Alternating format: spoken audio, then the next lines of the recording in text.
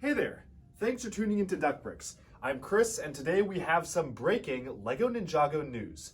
Just ahead of Ninjago's 10th anniversary coming up in 2 days, we now have a finalized set list for this year's summer 2021 Ninjago sets, including both Legacy and Season 15, which is rumored to be a Nia-focused season. Now for Ninjago Legacy, since we got a massive push of Legacy in the first half of the year, we are only getting 3 Ninjago Legacy sets this summer, but the Season 15 wave more than makes up for it. Now what's very interesting is that we are getting yet another Kai's Fire Bike. Now this will be a 4+ set, so don't go into it expecting too much.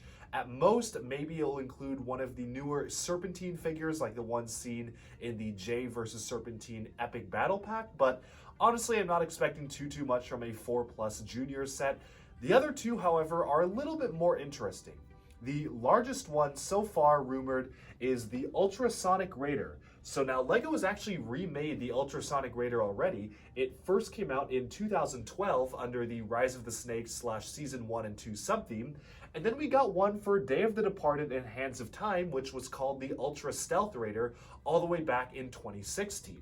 Now, if I had to guess, this is probably based off of the classic 2012 version, if only because they simply haven't gotten as far as Day of the Departed in Legacy yet, and obviously that's still probably a few years out because we're just starting to touch possession, barely, haven't gotten any Legacy Skybound, any Legacy Day of the Departed, so it's probably going to be a remake of this original one. Now I'm kind of curious as to whether or not they're going to integrate the splitting feature from the 2016 set. Of course, you had the motorcycles actually being able to split off in the 2016 set. When the jet comes off, the whole cockpit rotates back and it becomes a large motorcycle.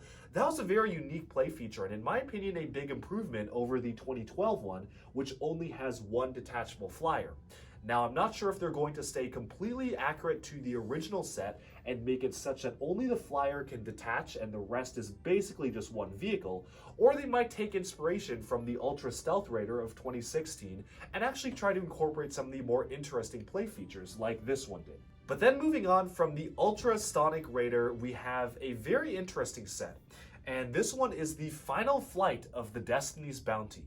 Now, I believe that this is an error on their website because they say that it is only 147 pieces, which seems very wrong to me because the Final Flight of the Destiny's Bounty is a massive set. It is a huge version of the Destiny's Bounty. Now, this one kind of surprises me because we just got a Legacy Destiny's Bounty just this past summer, but obviously that was for the original one. I guess they're doing the Possession one so soon, which is kind of surprising. They honestly could have saved it for when they were doing Skybound because that one did appear in Skybound as well. But the 147 piece count means that either it's juniors, which it doesn't say. It would have said if it's juniors or 4+, so that's out of the question. It's a micro scale model, which also seems wrong because that doesn't make any sense for the Legacy line. Or the website simply made a mistake, and it's actually 1,047 pieces, which is completely in line with the other Destiny's Bounty sets. I wouldn't be surprised if it was actually 1,047.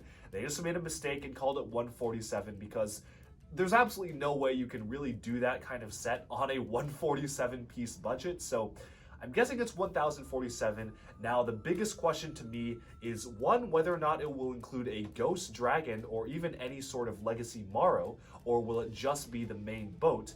Two, what kind of fabric or what kind of cloth material will the sails be made out of? Because originally the first model that this is based off of had this kind of vinyl material for the sails. It's a little bit lower quality than we were used to expecting from Destiny's Bounty ships, which usually use this kind of fabric or cloth sail piece. So I'd really like a return to that if they decide to do it. That being said, the engine transformation function on this set was one of the coolest that any of the Destiny's Bounties have ever done, even including the Legacy one that came out just last year. So I'm super hyped to see how they take that feature on in the newest set coming out later on this summer. And crossing my fingers that 147 pieces is a mistake because, I mean, that number is better suited for the Destiny's Shadow from Hands of Time, and even then, it'd be a huge stretch to try to cram that into 147. So let's hope it's 1,047 instead.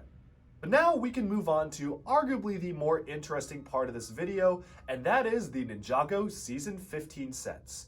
Now, I will preface this by saying that the names have been translated to English, so not everything is 100% accurate. For example, the name Destiny's Bounty translated to Assault Ship when it's very clearly the Destiny's Bounty because, for example, with the Legacy thing, it said Final Flight of Assault Ship. So you can guess that's Final Flight of the Destiny's Bounty, and we have had a rumor for the longest time for a Hydro Bounty being released. Well, now in this set list, we have the Hydro Assault Ship, which is very clearly just the Hydro Destiny's Bounty, whatever that is. But without further ado, let's just dive into the list. This is a Nia and water-focused season, and first off, we have a very simple, smaller set. It's called Lloyd's Hydro Mech. Now, we have gotten a ton of Lloyd mechs, but this one is very small, just above 200 pieces. So I'm expecting something along maybe the lines of the superhero mechs, the really small ones, or something a lot more compact, but I'm curious to see what kind of building techniques they pull off to make a mech in that kind of small scale. They actually recently did a very small Prime Empire Kai's mech at a similar price and piece point, so I wouldn't be surprised if it ends up being kind of similar to that build.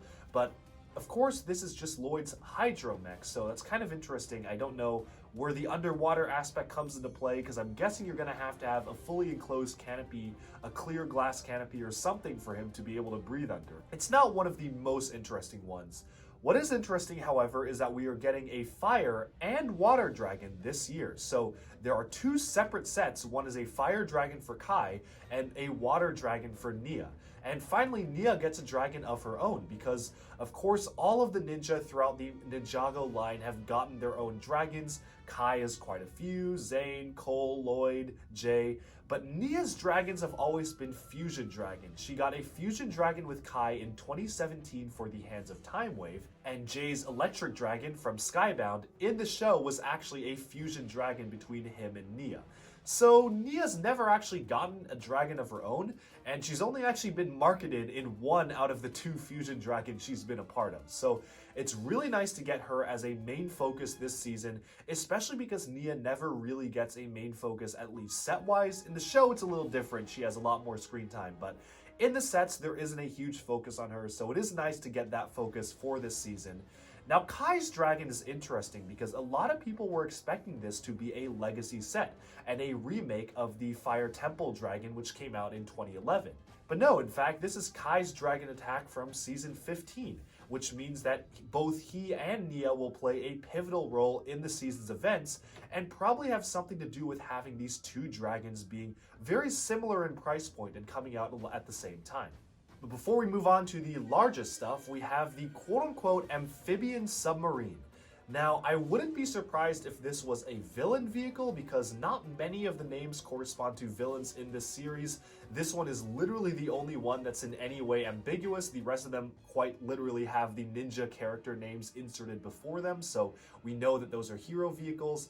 I do actually miss getting villain vehicles because if you look at the comparison here with villain vehicles kind of on the side and hero vehicles on this side, it's been a relatively even-ish split for Ninjago, but in recent years, we haven't really been getting that many villain vehicles. In fact, the last time we even got a villain road-based vehicle was, well, let's see.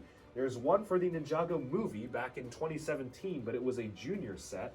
We've gotten, the Diesel Knot from the Season 9 sets, but honestly, that's about it. That's really the last time we got a villain-based vehicle, all the way back in 2018. So that's actually 3 years ago now. So pretty crazy to me. Of course, we've gotten some villain-focused land sets, and we've gotten some villain-focused animals like the dragon or even the Prime Empire dragon and whatnot, but it's not quite the same getting just a wave of different villain vehicles. So crossing my fingers that this amphibious submarine is a villain vehicle, because if it's another ninja vehicle and they're just fighting villains as minifigures, that'll be a little bit disappointing. But we do have that. I have no idea what that's going to look like at all. I'm guessing that the villains are the quote-unquote amphibious things that are being described here, but it's really up in the air. It's kind of hard to tell.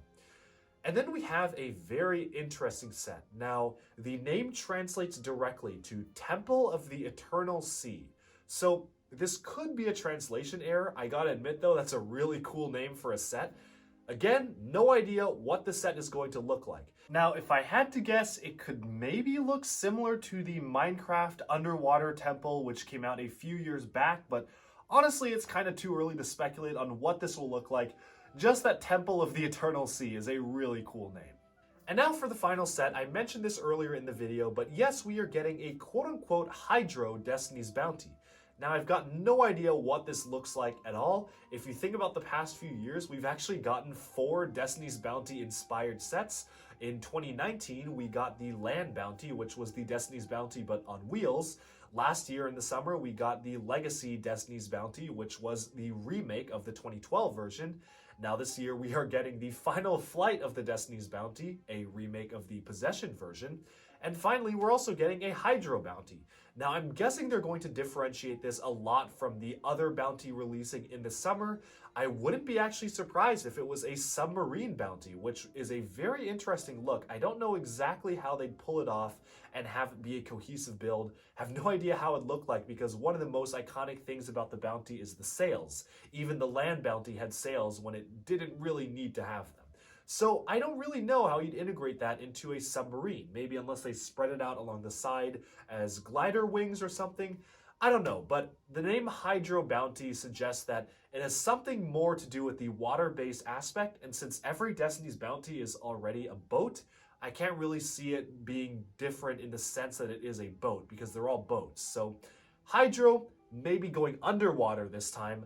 I have no idea what that's going to look like, but I'm certainly excited because it is the largest set of the wave, even larger than the Temple of the Eternal Sea. So definitely getting a ton of heavy hitters in this upcoming Ninjago wave.